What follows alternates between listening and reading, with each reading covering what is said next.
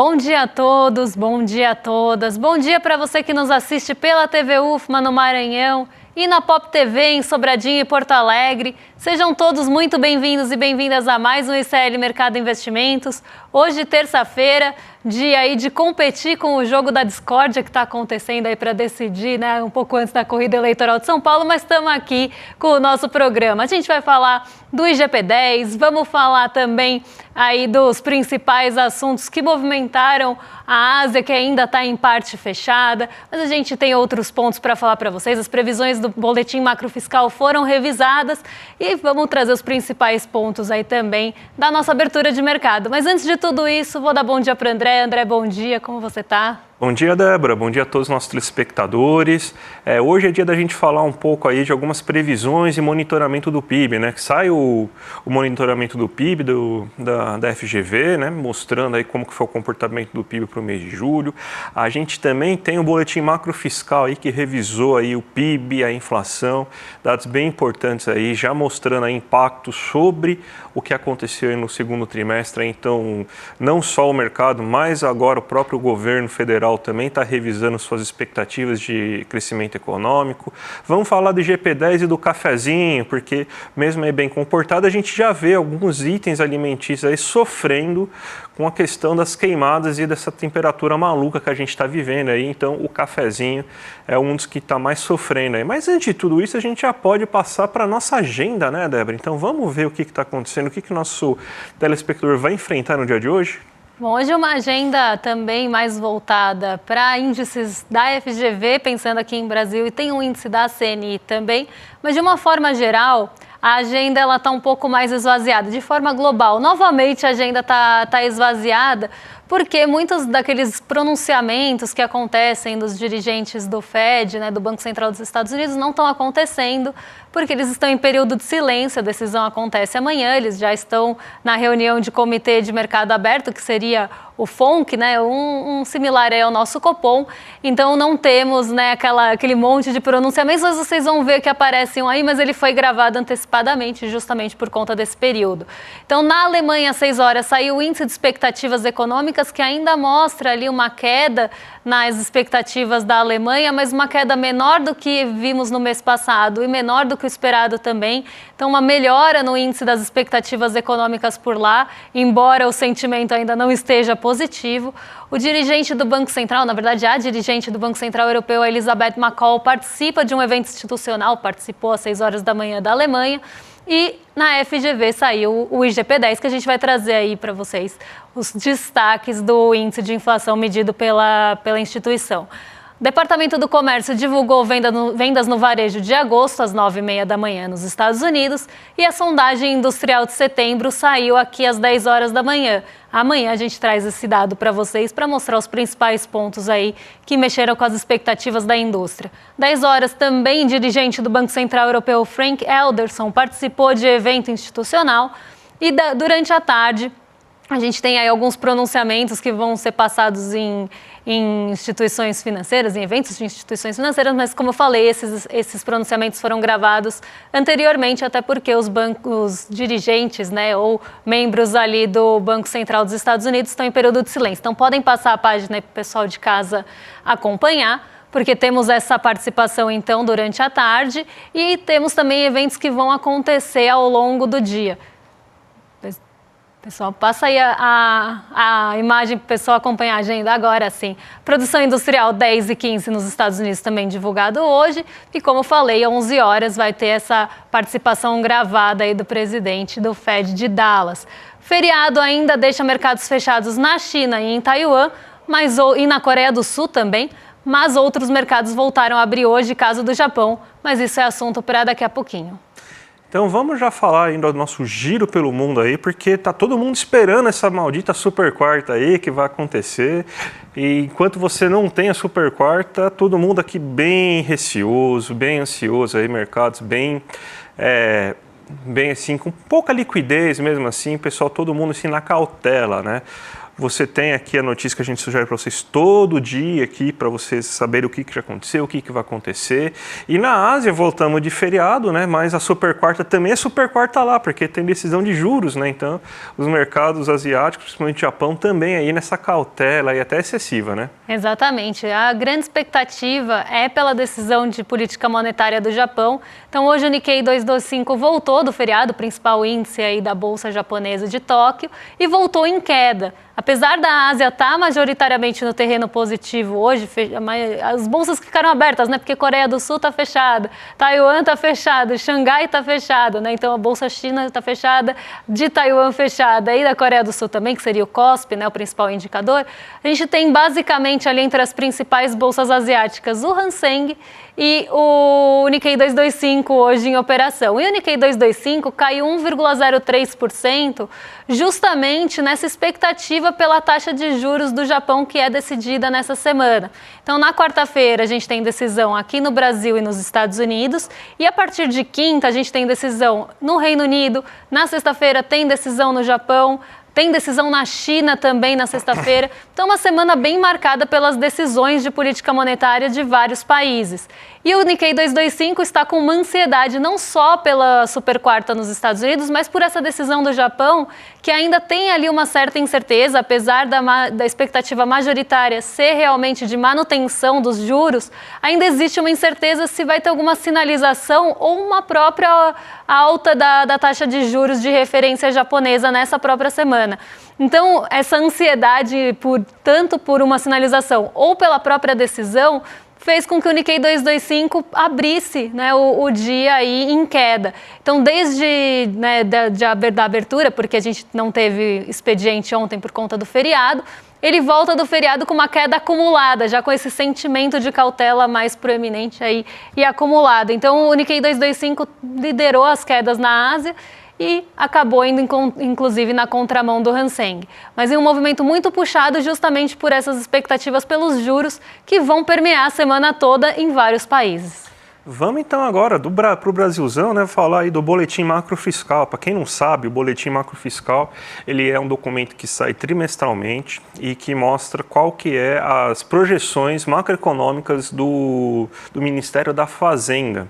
E você teve uma bela de uma correção agora nesse último boletim que foi divulgado sexta-feira passada, né? Então a gente demorou um pouquinho, mas vamos trazer para você para fazer essa análise, que você teve um aumento agora de que agora é esperado um crescimento de 3,2% para o PIB em 2024. A gente tem, inclusive, alguns dados que a gente colocou aqui para vocês entenderem como que variou as projeções aí do boletim macrofiscal. Primeiro ponto aí, o IPCA que estava previsto em 3,9%, agora está previsto em 4,25%. É porque o governo aumentou os gastos? Não. É porque você teve uma piora nas condições climáticas, então já está contratado que energia elétrica e alguns alimentos devem pressionar um pouco mais a inflação, tanto que quando a gente for falar do IGPDI, esse aí vai ser inclusive um dos assuntos, então você vai ter pioras da inflação vindos de choques de oferta, que eu vou ressaltar mais uma vez, o IPCA não, a taxa Selic não tem capacidade de fazer nada contra esses choques de oferta, mas vão utilizar isso, né? A gente já cansou de falar, então por isso você tem esse aumento do IPCA esperado até o final do ano, então em 4,25%. Lembrando que o teto da meta é em 4,5% e o teto da meta, vamos dizer assim, esse gap entre o centro da meta e o teto da meta serve justamente para isso, para acomodar choques de oferta. E vamos combinar que esse ano que não faltou no Brasil foram choques de oferta, né? A gente está o quê? Na sétima, oitava, sei lá, já até perdi as contas de quantos ondas de calor a gente teve nesse ano de 2025. O IPCA, o PIB foi revisado para cima. Isso aí também é bem importante porque teve uma atividade econômica bem mais forte do que estava sendo esperado aí nesse segundo trimestre. Então, se tinha uma projeção que estava em 2,5% e veio tão acima do esperado o PIB do segundo trimestre que agora a gente tem uma projeção de 3,2%. O mercado, que é o nosso amigo mercado, que é sempre um pouco mais pessimista, já está fazendo projeções em 2,96%. Então, não é tão absurdo assim a gente esperar que a gente ultrapasse a barreira dos 3% aí do PIB PIB esse ano, de crescimento do PIB durante esse ano. E o INPC, que é a inflação que geralmente é utilizada para você reajustar o salário, porque ele é uma cesta de bens com mais ligação com os custos que o trabalhador realmente recebe, tem menos itens de luxo, por exemplo, não tem passagem aérea, subiu a projeção de 3,65 para 4,10, também puxado pela alta que deve ocorrer de preço de energia elétrica e de alimentos. Então, essas foram as principais mudanças, sim, de forma geral. A gente também tem essas mudanças aí em relação aos setores da economia, né? Então, em relação ao que vai mudar, então em relação à agricultura, serviço e tudo mais. Então a gente vê setores, ou seja, pela ótica da produção, o agro vai ter uma queda um pouco menor do que a esperada, então você tem uma queda só de 1,9% em relação ao ano passado, enquanto você tinha uma previsão de 2,5%. Muito dessa queda menor esperada vem porque o Rio Grande do Sul não foi tão afetado quanto se era imaginado anteriormente na parte agrícola. Então, por isso você teve essa revisão. A indústria, a gente está vendo uma aceleração grande do nível de investimento industrial, então ela deve contribuir mais ainda para o PIB desse ano, deve subir para 3,4%, enquanto estava sendo prevista para 2,6% aí na última previsão, em julho. E o serviço também deve crescer mais do que estava sendo esperado, em 3,3% em relação à última previsão, que era de 2,8%. Então, o governo aqui também está mostrando suas novas previsões. Isso é importante porque o orçamento, por exemplo, ele é feito a partir dessas novas previsões que são realizadas e demonstra aí que realmente a economia brasileira está indo muito bem, obrigado, está crescendo, está bem aquecida. E a gente tem aí uma inflação maior do que esperada, mas justamente por choques de oferta aí, vindas de alimentos e de energia elétrica por culpa da questão climática que a gente está vivendo, Débora. Isso a gente vai explicar direitinho daqui a pouco, quando formos falar aí do IGP-10, né? Quase a prévia da inflação da FGV. Agora a gente vai falar de outro dado da FGV que saiu essa semana, que foi o monitor do PIB. O monitor do PIB, ele mostrou uma queda nesse mês. O monitor do PIB, ele normalmente sai ou no mesmo dia ou um pouquinho depois do IBC-BR. O IBC-BR mostra ali, né, o índice de atividade econômica do Banco Central. Então ele pega aquelas pesquisas mensais e o levantamento sistemático da produção agrícola e tenta mostrar ali qual que foi o comportamento do PIB com base nessas pesquisas para aquele mês. O monitor do PIB é uma medição semelhante, também um termômetro de atividade econômica, só que é uma medição da FGV, do IBRE da FGV. Então aqui, com alguma metodologia diferente do IBC-BR. Normalmente eles saem pouco tempo depois um do outro. Normalmente sai o IBC-BR primeiro e depois a gente tem o monitor do PIB. O monitor do PIB mostrou uma pequena retração nesse mês de julho. E esse crescimento, né, um pouco menor no mês de julho, foi inclusive numa magnitude menor do que a gente viu no IBC-BR. A queda do IBC-BR foi 0,4 e no monitor do PIB de 0,1. Então vamos colocar aqui o primeiro gráfico para o pessoal em casa acompanhar como é que está, né, essa variação do PIB em relação ao mês do ano anterior. Então aqui a gente estaria vendo julho contra julho de 2023 e contra o mês imediatamente anterior, que seria julho em relação a junho. Em junho, a gente tinha tido uma alta de 1,6%. Lembrando aí que o monitor do PIB, ele vem com altas consecutivas há bastante tempo, tá? Então, é a primeira queda em 8 meses que é apontada pelo monitor do PIB. Então, o crescimento ali medido, né, ou a atividade econômica medida pelo monitor do PIB vinha em alta há 8 meses. Mas esse mês a gente teve a primeira queda, mas foi uma queda bem leve, inclusive se a gente for considerar que tivemos 8 meses seguidos de alta aqui. Contra o mês anterior, então aqui pensando, né, em relação a junho, a queda foi de 0,1, mas se a gente pega o valor de julho contra julho de 2023, a gente tem uma alta de 5,4, algo que a gente não via há bastante tempo. O último pico que a gente teve em relação ao mês do ano anterior foi em abril de 2024. Depois a gente ainda teve uma ascensão, porque no mês passado a gente ainda tinha uma atividade econômica maior aí em 3,4% e agora 5,4%. Então isso mostra, né, também ali que a nossa economia ela pode inclusive estar está desacelerando, ou pode ter uma desaceleração nesse mês agora de julho, mas isso não significa que a gente vai ter um PIB ruim ou algo assim. Como eu falei, é um termômetro, assim como o índice de gerente de compras eles medem a atividade econômica. Se ela está mais acelerada, se ela está num ritmo mais lento, se ela está contraindo ou expandindo. Aqui o que a gente vê é que em relação ao mês passado, que a gente teve uma alta relevante, a gente viu uma desaceleração de 0,1%. Mas como a gente falou, no IBCBR não quer dizer que vai ter uma atividade econômica ruim aí nessa medição. E aí, puxando um outro assunto e vendo como é que foi o consumo das famílias, a contribuição disso para o monitor do PIB, eu vou colocar aqui para vocês, porque a gente teve ali um movimento interessante também em relação ao consumo. Então, pensando ali, né, o consumo das famílias, se a gente for olhar, estava em 4,9, cai para 4,5, mas com alguns pontos importantes aqui. Né? Os produtos não duráveis, eles tiveram uma queda, ali até um pouco visível, não sei se vocês estão vendo no gráfico, ele está numa qualidade aí não tão boa, ficou um pouquinho pixelado, porque esse gráfico a gente não tem acesso aos dados, então a gente tem que pegar a imagem da FGV mesmo. Os produtos não duráveis tiveram uma certa queda em relação ao mês passado, produtos duráveis, produtos não duráveis, esses, né, que são mais baratos, vamos pensar assim, os semiduráveis começam a aumentar a sua fatia e os duráveis ali, que é o cinza, para quem está vendo aí o gráfico, ficou também ali num patamar até um pouquinho semelhante ao do mês passado. Os serviços continuam com a maior fatia em relação ao consumo das famílias. O que isso está mostrando para a gente? As famílias elas estão consumindo serviços, então elas não deixaram de consumir esses serviços, a fatia ainda é relevante, só que esses serviços eles não são mais tão majoritários como a gente via anteriormente.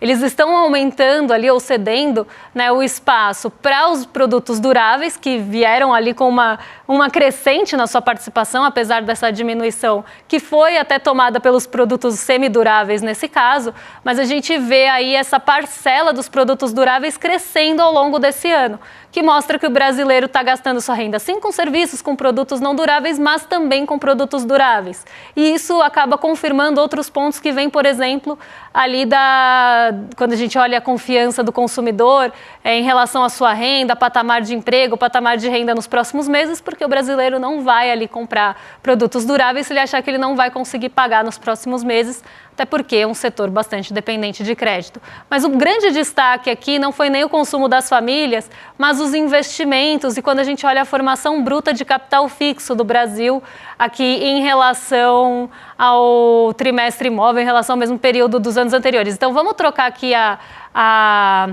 o gráfico para o pessoal de casa acompanhar, porque a formação bruta de capital fixo, ela subiu de 5,7% para 6%. Lembrando que formação bruta de capital fixo é aquela formação do capital que é realmente voltado para a produção, então aqui até quando a gente olha os componentes fica fácil da gente entender. A gente está falando de máquina, a gente está falando de equipamento, da construção, então realmente motores aí que vão aumentar a capacidade produtiva e vão trabalhar com a parte real dos investimentos. A gente teve uma alta de 5,7% para 6%, então um patamar já que estava alto no mês passado voltou a subir nesse mês. Lembrando que a gente tinha uma formação bruta de capital fixo bastante prejudicada, né, até em patamares negativos por muito tempo, e as máquinas e equipamentos como um componente negativo aí do monitor do PIB, mas isso mudou a partir do começo desse ano. Então a gente vê as máquinas e equipamentos como um grande destaque desse mês junto à construção. Então, outros também teve a sua parcela aumentada, mas olha o tamanho da barrinha em relação aos outros meses das máquinas e equipamentos e da construção civil. Então, aqui a gente vê realmente, né, essa qualidade de novo aparecendo aí nos investimentos e principalmente na aquisição de máquinas e equipamentos. Então, isso é um ponto bem importante até para a gente pensar como é que estão as expectativas para o futuro, porque ninguém vai também investir em máquinas, equipamentos, aumento de capacidade produtiva se achar que não vai ter demanda no futuro. Então, a gente vê também isso bastante alinhado com aquelas perspectivas que a gente tem para o futuro. Mas vamos falar de GP10. essa prévia, vamos pensar assim, da inflação medida pela FGV, porque tem alguns pontos interessantes para a gente conversar, né? Exatamente. GP10 é uma das métricas, né, que o FGV faz, é mais ou menos como se fosse o IPCA 15, né, que mede do dia 10 até o dia 10, né? E a gente tem já alguns dados interessantes, a gente até montou um gráfico para vocês conseguirem observar o IGP-10 e os seus componentes. A gente tem aí que nesse mês aí, o IGP-10 ele subiu 0,18% e ele tinha subido 0,72% no último mês, então uma queda bem considerável, uma desaceleração bem considerável da inflação nesse mês. O IPA, que é o que vai medir o preço aos produtores, ele subiu 0,14%, uma alta de 0,84% no mês anterior, aí, então você vê que também uma bela desaceleração. O IPC, que é o mais importante para a gente, que é o cara a cara com o IPCA, então ele cresceu 0,33% no mês passado, agora só cresceu 0,02%. E o INPC deu uma acelerada, que é o índice de preço da construção civil, ele saiu de 0,59 para 0,79. Se a gente pegar o acumulado, o IGP-10 ele dá uma certa desacelerada, ele sai de 4,26 para 4,25. O IPA desacelerou bastante, ele sai de 4,21 para 4,12. O IPC-10 ele ficou na mesma. E o INPC ele deu uma boa acelerada, aí saindo de 4,64 para 5,28. Mas o que é importante a gente entender aí desse IPC-10 e tudo mais, né? Primeira coisa, o que aconteceu é que você tem, então, uma alta de alguns certos produtos de construção civil, porque o dólar está mais caro, a gente teve um aumento de preço de minério de ferro também, de cimento e tudo mais, então isso impactou no INCC. Então, se você está fazendo uma obra, uma construção, você deve estar sentindo aí que está mais pesado comprar esses itens. Agora, no IPC, que é o mais importante aí para a gente ver, porque a gente faz inclusive uma medição, uma comparação com o IPCA. A gente vê que os alimentos continuam deflacionando. Um dos principais medos que a gente está tendo nesse mês de setembro é que as altas temperaturas elas podem afetar a produção de itens que a gente cultiva nos grandes cinturões verdes das cidades, né, os hortifrutigranjeiros, cebola, batata, tomate, hortaliças e tudo mais, tendo um preço mais elevado. Mas a gente não observou isso no IPC nesse mês ainda. Inclusive, continua desacelerando, pelo menos nesses 10 primeiros dias. E nos 10 primeiros dias a gente já teve bastante impacto climático. Vamos ver se isso persiste, porque isso aí tem que estar no radar, assim, muito fortemente aí, para a gente conseguir medir a inflação. Os alimentos que subiram, a gente tem 2 alimentos aí que tiveram uma alta no preço. Novamente, a nossa querida banana teve alta aí no mês de agosto, então você tem aí que os locais onde a produção de banana é feita, você teve bastante impacto de queimada, de seca e tudo mais.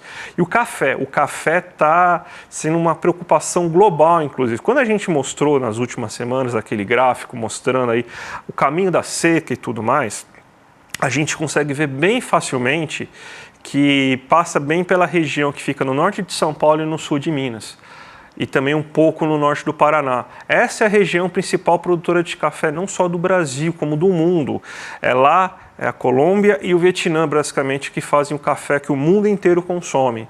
Então, você teve queimada nessas áreas, então isso afetou muito a produção de café, mas muito mesmo. Então, você vai ter um impacto e o preço do café subiu bastante. Então, gente, o impacto que a gente está tendo aí do IGP-10 é que o cafezinho com certeza ficou mais caro. Isso aí é tudo fruto de uma alta, uma piora das condições climáticas aí. Então, a tendência é que o cafezinho que a gente toma todo santo dia cada vez fique mais caro, Débora. Até, né, puxando um gancho aí de um assunto que a gente falou na semana passada, quando a gente mostrou aquele gráfico das secas e depois até onde é plantada a banana aqui no Brasil, a gente vê que realmente os lugares em que a seca penalizou mais ali as plantações são justamente os lugares onde essas culturas são plantadas. Então a banana exatamente está naquele lugar e o café também, né, tá naquelas regiões mais afetadas. E o café virou, como o André falou, uma preocupação global. Até ontem a Bloomberg soltou 3 notícias nos boletins diários deles falando do preço do café, porque os futuros do café subiram. Só ontem foram 2% aí, foi 2% de alta, mas durante o ano de 2024 a gente já vê uma alta de 40% no preço futuro do café. E muito disso, é claro que tem outras regiões globais que plantam café, mas muito dessa dessa preocupação vem justamente da preocupação com a seca do Brasil e com as queimadas aqui no Brasil, que vão diminuir aí a produção para 2024-25, né, que eles pegam essa safra para olhar.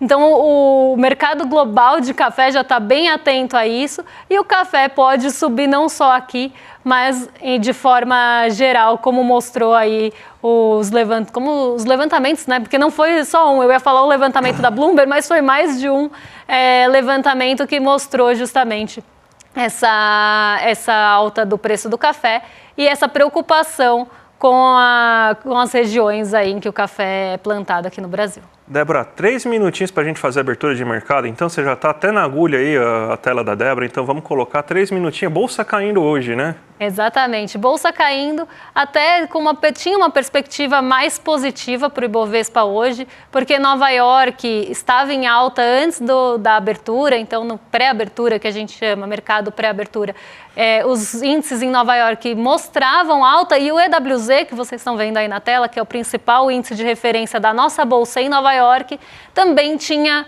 uma possibilidade de alta. Então a abertura era esperada positiva, mas não foi o que aconteceu. Apesar da alta do petróleo Brent continuar hoje, então o preço do petróleo Brent ontem subiu bastante, né? Subiu ali, teve uma alta bastante relevante depois de ter caído na semana passada. Os preços do petróleo voltaram a se recuperar, não só por aqueles motivos de oferta, mas dessa vez também aí por uma questão cambial, porque quando a gente tem o dólar em queda em relação aos pares e de forma global, começa a se esperar uma demanda também maior para o petróleo. Então, o petróleo ele reagiu a isso ontem e hoje continua nesse movimento de alta no preço da commodity. Isso dá um reforço para o Ibovespa, mas não está sendo suficiente para levar o índice para o terreno negativo, como vocês estão vendo. O Ibovespa está caindo 0,32%, aqui muito já com o radar voltado para o Copom amanhã. Então, a principal explicação é: o mercado está olhando ou preocupado se vai ter ou não alta de juros aqui no Brasil. O DI Futuro também mostra isso para a gente, porque voltamos aí para o patamar de 12% do DI Futuro 32. O que é DI Futuro 32? A expectativa dos juros futuros para 2032. Então, quanto eu imagino que vai estar os juros lá em janeiro de 2032? Bastante distante da gente, né? Mas temos a curva toda com vários vencimentos. Em 2032, a gente espera, ou o mercado financeiro espera que esteja em 12%, depois de uma alta de 0,25%. A gente volta para esse patamar dos 12% que a gente não via há algum tempo. Então, esse patamar foi retomado, mostrando que sim, há uma pressão para que o Copom suba juros amanhã em todos os vencimentos da curva de juros. E as treasuries de 10 anos, né, que acabam sendo aí um balizador do apetite pelo risco, também sobem. Na abertura ou no pré-abertura, as treasuries caíam pelo terceiro dia seguido. O que é treasury, né? São os títulos de dívida dos Estados Unidos, ou o rendimento dos títulos de dívida dos Estados Unidos. Hoje eles voltam a subir depois de 3 dias de queda, também nessa expectativa de se o Fed corta, né, o Banco Central dos Estados Unidos, corta 0,25 ou corta meio ponto percentual na taxa de juros por lá. Isso não está definido e está longe de estar definido. Então, muito disso vem dessa incerteza. As treasuries foram puxadas para cima, DI Futuro foi puxado para cima não só por isso, mas também por essa pressão brasileira para a subida de juros, e isso também acaba diminuindo o apetite pelo risco nos mercados emergentes. Então, por mais que a gente tenha um movimento aí, ou esperava um movimento de alta nos mercados emergentes e queda no dólar frente a moedas de países emergentes, que ainda está acontecendo, mas numa magnitude muito menor, agora muito perto da estabilidade, a gente vê, né, o Ibovespa indo para outra direção. Apesar aí do dólar ainda estar refletindo muito aí desse sentimento de cautela e de espera, eu diria mais de compasso de espera pela definição dos juros aqui e nos Estados Unidos amanhã. Débora, vamos chamar a nossa audiência para a grande live que a gente vai ter na quinta-feira aí, o lançamento aí do nosso documentário Bets, Apostas Online, o Jogo Sujo. Faltam 2 dias aí para essa estreia e o primeiro capítulo a gente vai mostrar aí de graça para vocês. numa live que vai acontecer aí no dia 19/9, na quinta-feira, a partir das 8 horas da noite. Então já se inscreve aqui pelo link, clmercado.com.br, para ativar o sininho, porque, gente, todo mundo sabe aí como que é a questão das bets, que tá todo mundo preocupado com isso, tem parente viciado, tem amigo viciado, tem gente que está perdendo muita coisa no jogo e muito dinheiro rolando, muita influencer rolando, time de futebol, todo mundo aí dependente e com dinheiro de bet aí, e obviamente quem está sendo pago aí não vai querer falar mal das bets. A gente, como a gente não tem nenhum patrocínio, a gente é pago por vocês, é a nossa estrutura, a gente só tem deveres com vocês de mostrar a verdade, então é para vocês que a gente está montando isso, para mostrar todo o perigo que são essas bets. E vamos então agora entregar para os nossos vizinhos aqui do rolê, Débora? Vamos, porque os rolezeiros do chat já estão ansiosos, então agora vocês ficam com o William Deluca e o Guga Noblar.